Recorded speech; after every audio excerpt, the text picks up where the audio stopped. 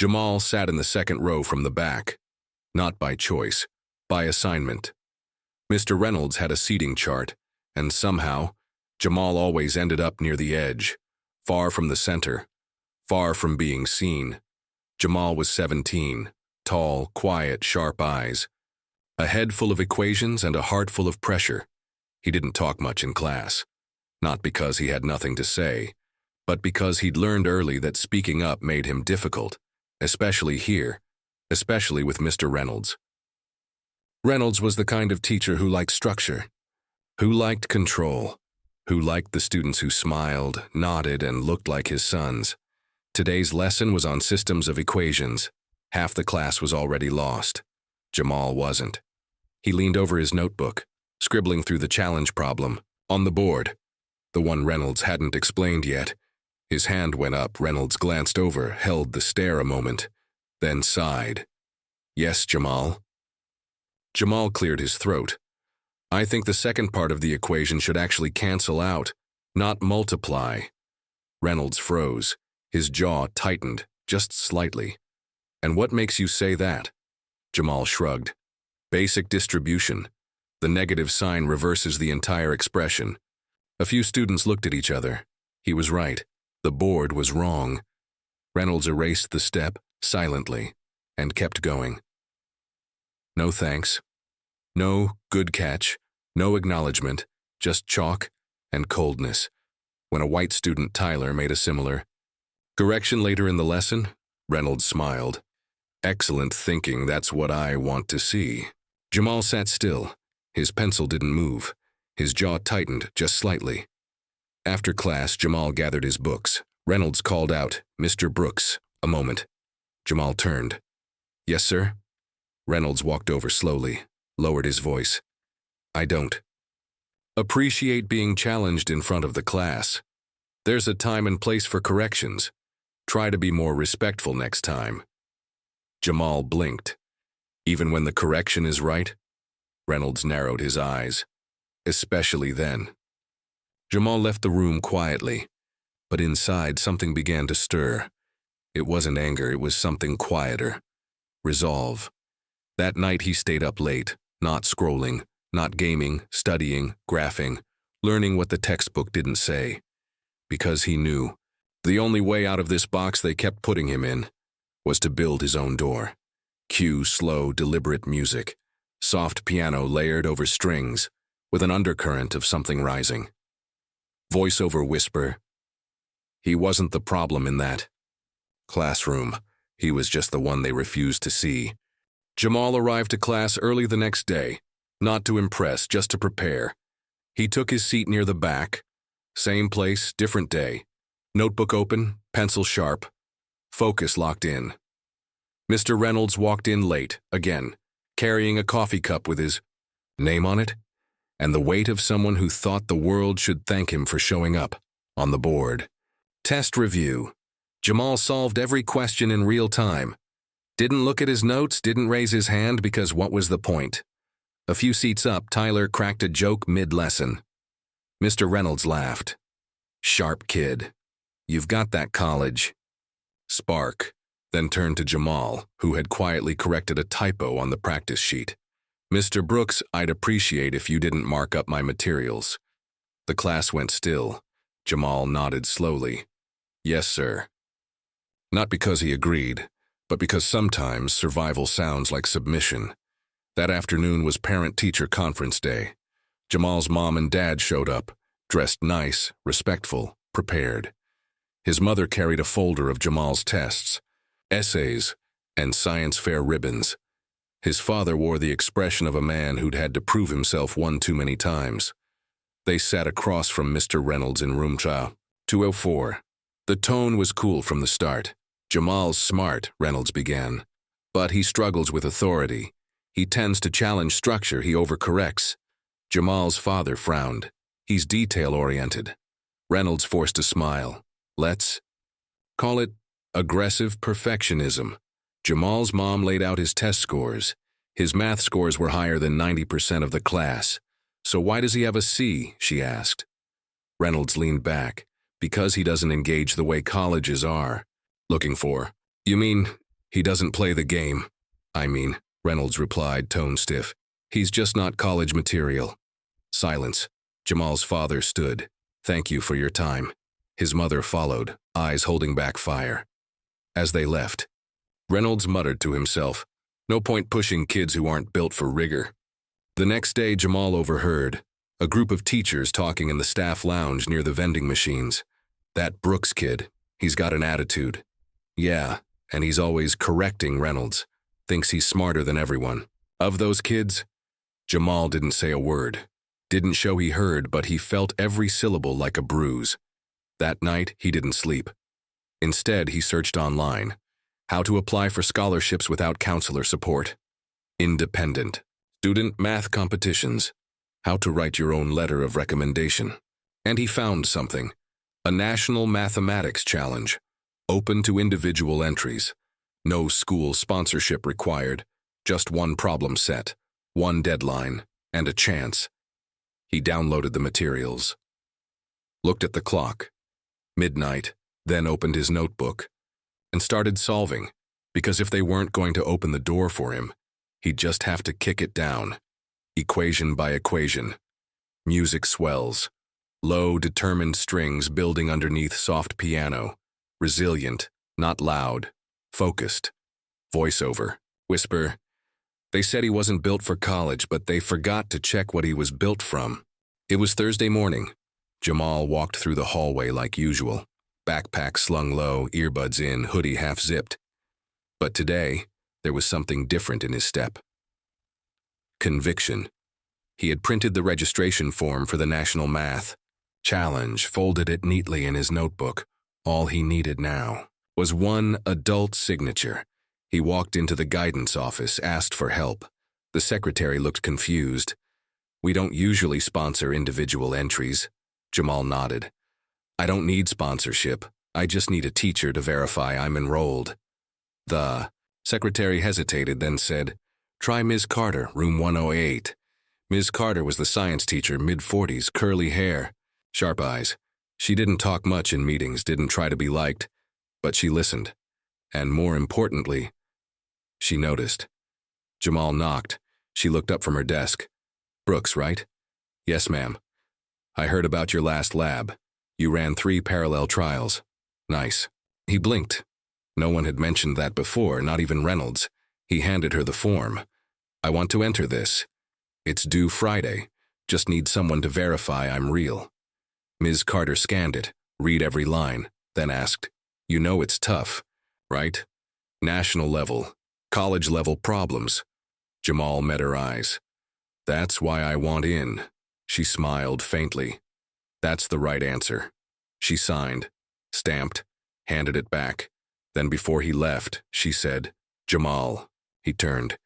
I've seen Reynolds hold kids like you back. Just keep going. They only talk that way when they know you're already ahead. Jamal didn't say anything, but his grip on the paper tightened. That night he locked himself in his room, phone off, head down, numbers swirling across page after page. The problems weren't easy. He had to look up advanced concepts, systems theory, combinatorics, logic proofs. It wasn't just solving equations. It was solving how to believe in himself again. By 2:17. To me, he had finished the final question. He uploaded the packet, double-checked everything, then clicked submit. The confirmation screen popped up. He stared at it for a long time, not because he doubted the answers, but because this was the first time in weeks he felt seen, even if no one else had looked yet. Music fades in, light piano over deep ambient strings, reflective, quietly proud. Voiceover whisper. Sometimes all it takes is one person who sees past the label and signs your name into the future. 2 weeks passed. No one mentioned the competition, not Mr. Reynolds, not the school, not even Jamal. He kept it to himself. Because some dreams are easier to carry in silence than to have someone laugh them off out loud. It was finals week. Mr. Reynolds handed out the exam sheets like they were courtroom verdicts. No notes, no talking. You have 45 minutes. Jamal flipped through the pages. No surprises. He'd studied harder than ever. He knew the material better than most. Still, his chest tightened. Because in this class, knowing the answers didn't mean you passed. 45 minutes. Pencils scratched. Time ran out. Mr. Reynolds collected. The tests barely looked Jamal in the eye. The next day, grades were posted. A list, on paper. Taped to the wall outside room 204. Students gathered. Whispers spread. Jamal waited. Let them clear, then walked up. Found his name, and froze. Final grade, 69, fail. His GPA dropped, and with it, the automatic eligibility for academic scholarships. He stared at the number, 1 point, 1 point away, and something inside him cracked. Not from emotion, from recognition. This wasn't about the grade. It was about keeping me out. He stormed into Reynolds's classroom. This grade, I want to review it. Reynolds looked up slowly. Grades are final. Then explain the 69. Which question failed me? Reynolds leaned back. It's not one question, it's the tone. The way you solve. The way you challenge things. Jamal stared. You mean, because I think? I mean, Reynolds said. You make people uncomfortable. Jamal didn't yell, didn't curse, just turned and walked out. But as he left, he heard, You're not the first to fall short, Brooks. Some kids just aren't built for pressure. He went home, sat on the floor of his room, no music, no screen, just silence. Then a knock. His mom, holding her phone. Baby, you got an email. From the National Math Challenge Board. Congratulations. Your score placed in the top 2% nationwide. We've forwarded your submission to select university partners. Expect contact within 10 days. Jamal blinked, then read it again and again. The same school that gave him a 69 was now about to watch him walk away, with a future they never thought he deserved. Music begins to rise, low, determined strings, with warm piano. The feeling of justice beginning to breathe, voiceover whisper. They tried to measure his worth with a number, but the world was already reading his work in a different language. 10 days later, Jamal sat alone in a lobby with glass walls and tall ceilings. The university's scholarship committee had invited him for an in-person interview. The invitation didn't come from his school counselor, didn't come from Mr. Reynolds. It came from a professor, Dr. Elena Foster, chair of mathematics. She'd seen his National Math Challenge submission, said it wasn't just good. She called it unusually elegant. Jamal had borrowed a dress shirt from his cousin, polished his shoes 3 times, practiced answers in the mirror.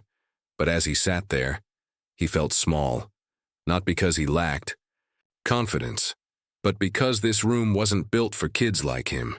He could feel it in the marble, in the receptionist's side glance, in the walls lined with donors, none of whom looked like him. Mr. Brooks, a voice called. He stood, straightened. His spine walked in. 4 people sat around a long oak table, 3 white men in suits, 1 woman with gray hair and a silver pen. Dr. Foster. She smiled, warm, sharp. Take your time, she said. The first few questions were standard. Why do you want to study engineering? Where do you see yourself in 10 years? Jamal answered. Clearly. But when the older man on the left leaned in, things shifted. Your transcript is inconsistent, strong in some places, very weak in others. How do we explain that? Jamal didn't flinch. Bias, but not in me. The room paused. He continued. My grades reflect how I was treated, not what I was capable of. The man blinked. That's a bold claim. Jamal nodded. So was submitting a national-level competition, without school backing. But I did it, and I made top 2%. Dr. Foster leaned forward. What would you do if you got this scholarship? Jamal breathed in. Use it. Not just for me, but for every student who gets told they're not college material just because they don't wear the right smile, or speak the right way, or look like your brochure. Silence. No one scribbled notes anymore. They were just watching him. Dr. Foster smiled again. Not wide, but real. Thank you, Jamal. That'll be all. He stood, walked out, didn't look. Back home that evening, he sat at the kitchen table. Same spot he used to do math homework. His phone buzzed. Unknown number. He answered. Mr. Brooks, this is Dr. Elena Foster. I wanted to call you myself and let you know you've been awarded the Presidential Scholarship, full tuition, room, board, 4 years. He didn't speak. Couldn't. His mother cried behind him. His father sat down, slowly, like the weight of years had just lifted in one breath. And Jamal, he finally smiled, not out of pride, but out of release. Music swells, slow, orchestral, grounded in soul, a new horizon just beginning to rise. Voiceover whisper. They kept the door locked. He rewired the whole building and walked through anyway. It was a Tuesday, a regular school day, except this one had a secret. Jamal walked into Crest Hill High with his backpack slung low and an envelope tucked under his arm. Official, embossed, heavy. He hadn't told anyone yet. Not Ms. Carter. Not even his best friend, Evan. Because this wasn't just news. It was a moment, and he wanted to feel it before the noise came. He walked past Mr. Reynolds in the hallway. The teacher barely looked up. Late again, Brooks.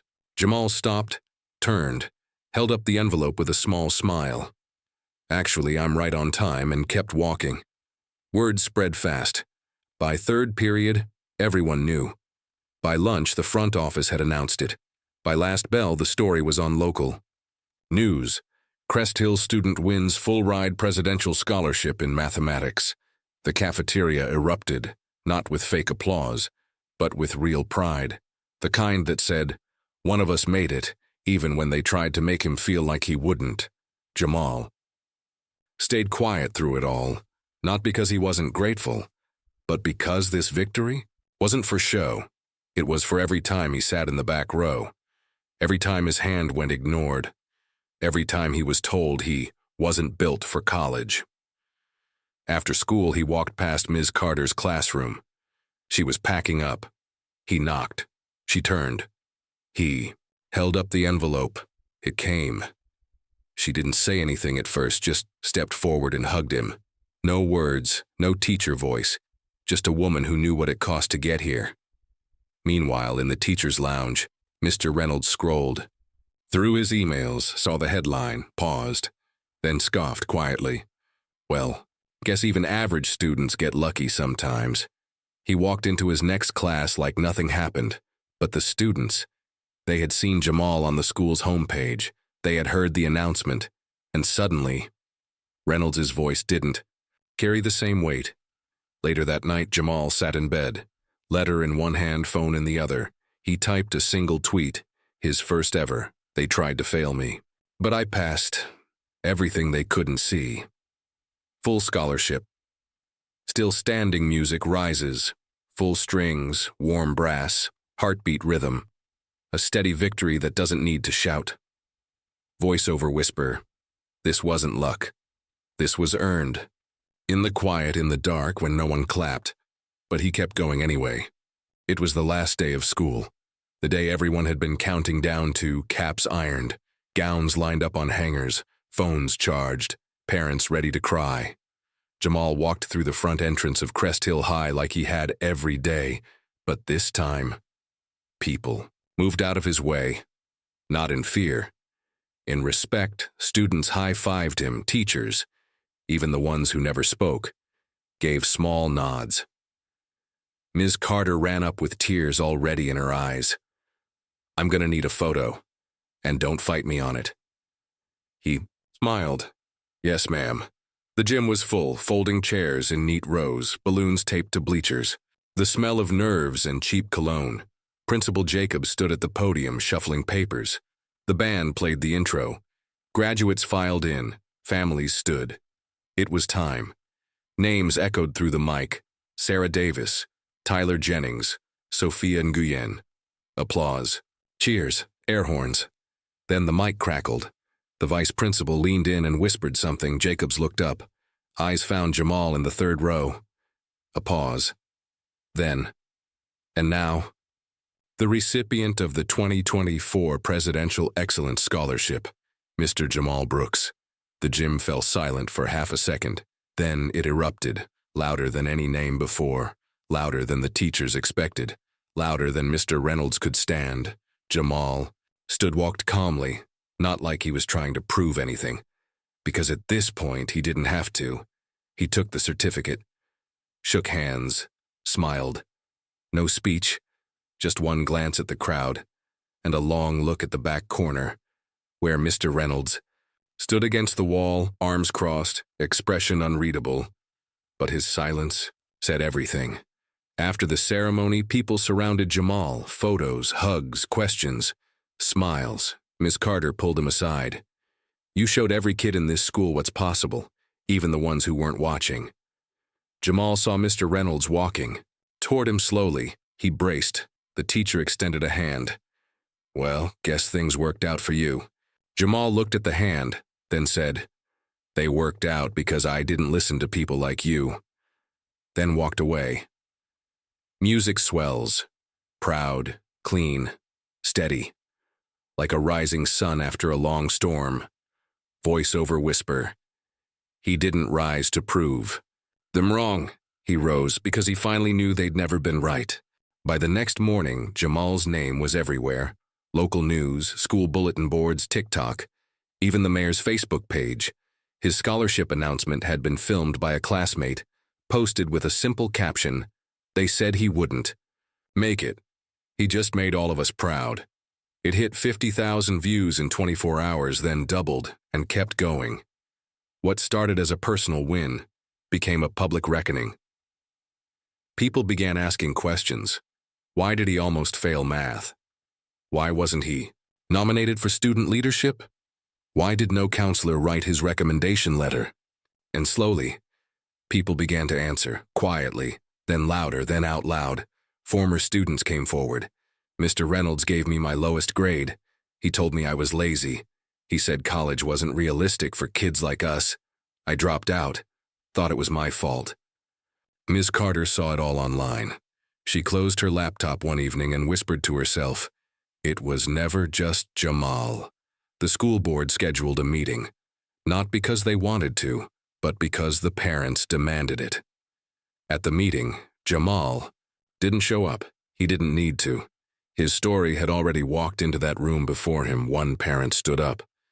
If Jamal hadn't won that scholarship, we wouldn't even be having this meeting. How many more students like him never got the chance to prove themselves? The room was silent, except for the sound of people shifting in their chairs, the sound of discomfort turning into accountability. Meanwhile, Jamal was packing his dorm. Assignment had arrived. A room on the 4th floor of the engineering hall. He folded his shirts, labeled his books, paused at his desk, where that 69% exam still sat in a drawer. He looked at it, then threw it away, not in anger, but because it no longer mattered. A knock on his door. His mom, holding a framed version of his scholarship letter. "For your wall," she said, smiling through tears. Music rises, deep, warm, reflective. A steady rhythm of healing. Voice-over whisper. He didn't fight for attention, he fought for himself, and somehow it made a whole school start paying attention. Jamal stepped off the shuttle bus, staring up at the campus buildings towering around him. Stone archways, wide lawns, students everywhere. He wasn't dreaming. This was real. He was here. He clutched a folder with his class schedule. Mechanical engineering. Calculus 2, physics lab. Every line on the page felt like a second chance. That he earned himself. Inside the dorm, his roommate was already unpacked. Asian American, glasses, chill energy.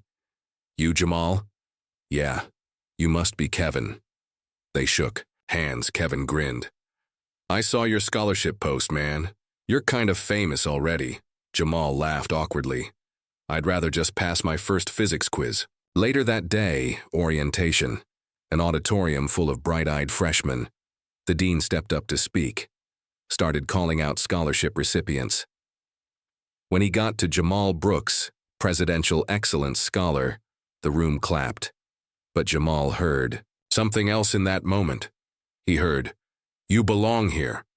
He visited the engineering wing, got lost, wandered into the wrong classroom, and still ended up helping two other students solve a problem on the board.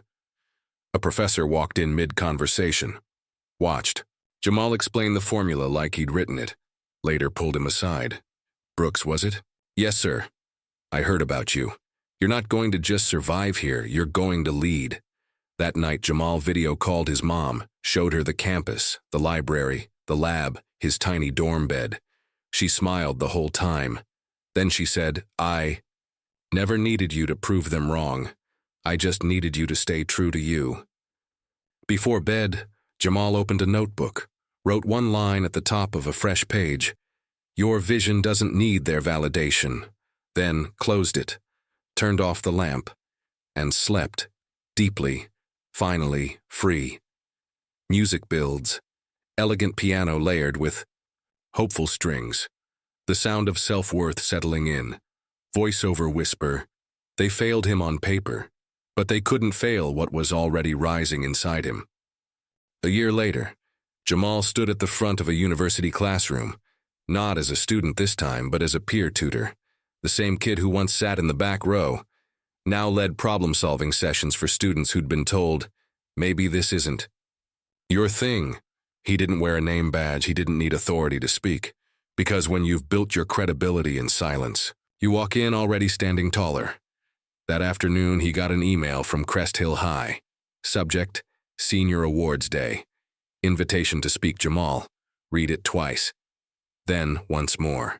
Not from Mr. Reynolds, from the new principal. He thought about it, talked. To Ms. Carter, who now ran a mentorship program, she said, they may not deserve you back, but the students, they deserve to see what made it through. And so, he went. On awards day, Jamal stood on stage, the same gym, the same lighting. But everything had changed, especially him. He looked out at the crowd, saw a few students who reminded him of himself. Quiet, smart, watching carefully. He didn't tell a dramatic story. He didn't list accomplishments. He just said, if someone in this building has ever told you that you weren't enough, I'm here to show you they were wrong. A student raised his hand. How did you keep going? Jamal smiled. I stopped waiting for approval and started writing my own. That night, Jamal walked past room 204, empty, lights off. But on the door, someone had taped a quote, handwritten, teach like every Jamal is watching. He stood there for a moment, then kept walking, because he wasn't trying to change the past anymore. He was too busy building the future. Final music swells, a hopeful crescendo of piano and strings, fading into stillness. Voiceover whisper. Closing line.